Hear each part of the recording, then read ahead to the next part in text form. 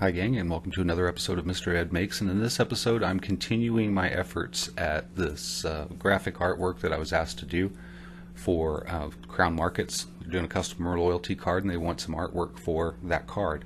So I submitted this one to them, and it pretty much got axed for a number of reasons, and in like jilted response I did this one, which I didn't even submit because it's kind of ridiculous. But then I worked on this one, which was more like the suggestions I got back, feedback from the first one.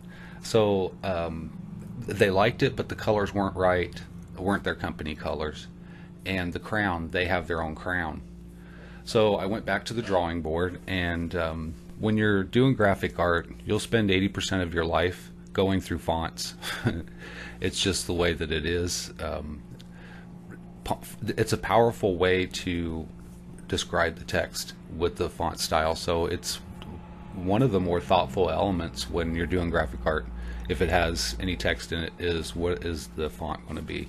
So once I nailed down the font, I was kind of dithering back and forth between two different scripts, and I thought this one was a little bit more regal, and I had used it in the original, so I decided that I'll just stick with that since it's a known variable, and then I'll just add these other unknown variables to it, like how are the colors going to play out. Now I started rebuilding the last card that you saw, trying to make it look a little bit better, a little bit cleaner, because there was some things that I didn't like about the first one, and that's usually just cutting out the text from the rectangle and playing around with some shadows and beveling and stuff like that. So I weeded out the text part, and you can see the white parts there. As soon as I did it, I thought that's not going to work out. That's just going to be a mistake. I should just go back and put those, not weed those out. But I just kept working with it and trying to get it to work with this, the gaping part up there, and it wasn't working in this rebuild of it. But I was still playing around with the color scheme to see what I could do there, and maybe use that learned information when I eventually have to go back and fix the part that I weeded out, which basically means I have to start all over again, which I did. But before I did that, I needed to work on this crown.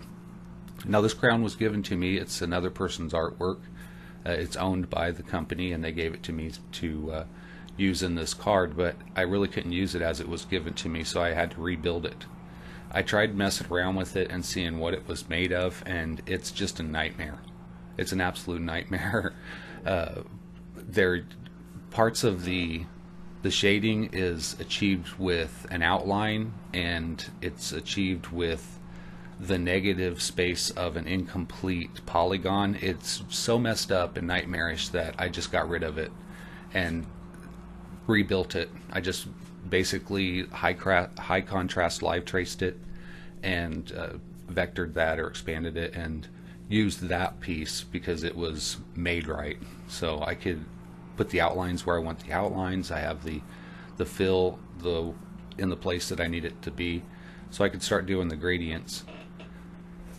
Now the color palette I was given was red, white, and blue, and as soon as that was given to me, I was like, oh wow.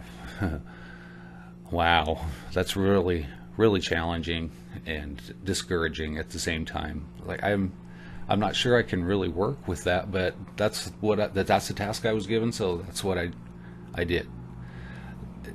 It's hard to work with those three colors and it not be like the American flag, and I think that's the reason why these colors are chosen, is because they're more patriotic, which begs the question of the king's crown, because America was founded on this principle that we don't have a king, we have a president. So applying the king to the red, white, and blue as American colors, I don't know, just doesn't fit. Maybe it's in other countries, don't know. I just had to go with it, and the more I thought about it, I was like, yeah, I'm just going down a well. So I just tried to play around with the gradient. I wanted to keep the blue and red away from one another, sort of. Use the white as the in-between because I didn't want purple to be drawn out of that if I was using a gradient. And I kind of wanted another color in there. I wanted gold really bad.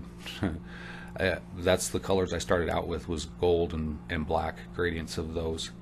and I was kind of married to that palette, so have to go to blue and red was a little discouraging.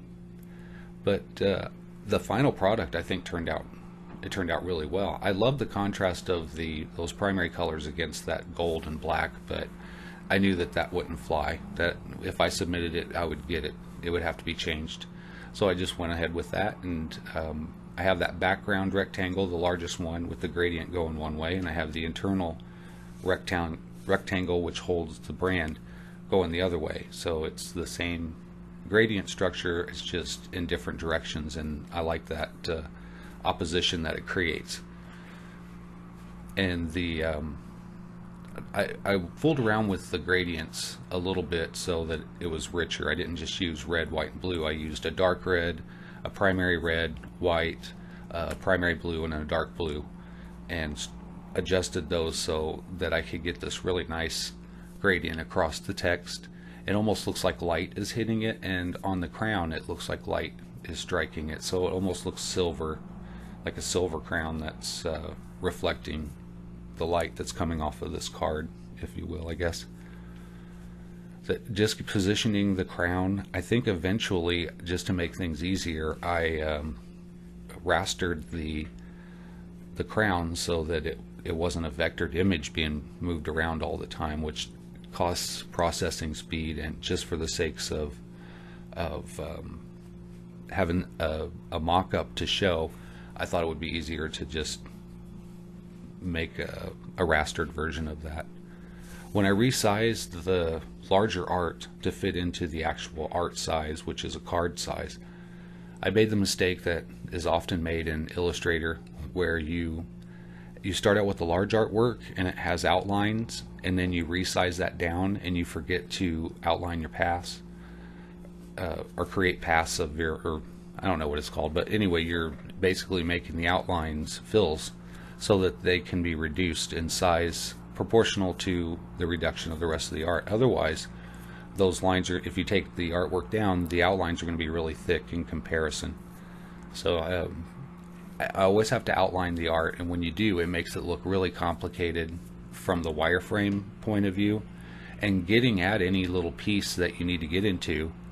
Like, I want to grab the text on front, and I don't want the outline or the text underneath. That can be really challenging when you start getting into these outlined paths. So that's pretty much it for the most part. It's just fine-tuning the layout, making sure that I'm not outside my bleed, that I'm in the right area on the card, and that you can see what you need to see. On the crown, there's a line at the bottom that says "Eat like a king." That kind of got covered up and hidden in the layout. I think the card is going to be so small that even if the whole crown was showing, you wouldn't be able to see that clearly anyway. So I just, I hid it, or it got hidden. I wasn't really trying to hide it. It just kind of ended up that way. So this is the artwork that I've submitted. This is version number 4. It's my third submission, because the clown submission at the very beginning, the really hokey kind of Chuck E. Cheese looking card, I didn't submit to them. I think that was just an anger graphic, me getting back, because I loved the first one so much, and I knew that it would get changed, but for it to just be totally scrapped kind of hurt my feelings. But that's the way it is. You have to get over that. You got to be tough in the graphic art business. Anyway, here's the final product. We'll see how it goes. I'll let you know if I get any feedback for that. I really do hope they like this version. They did like the one right before this one, but they just wanted the colors and those changes that I made, so I think I hit the mark. But here's how it went. Here's the first version, the one that I really liked, just because it's a landscape, but it kind of does look cartoonish, and it may have a little less of appeal because it's kind of maybe hard to take seriously, so maybe that's part of it. This one you probably could take even less seriously. I like how it has a smiley face, but I didn't even submit that one. And then I worked on this one. I thought, yeah, it looks a little bit better. That's closer to the mark. But in the end, the design changes so much that it's far from where it started. So hopefully this is what they'll decide they like, and I hope you like this video. So give me a thumbs up, hit subscribe, hit the bell, and leave a comment. Till next time, take care.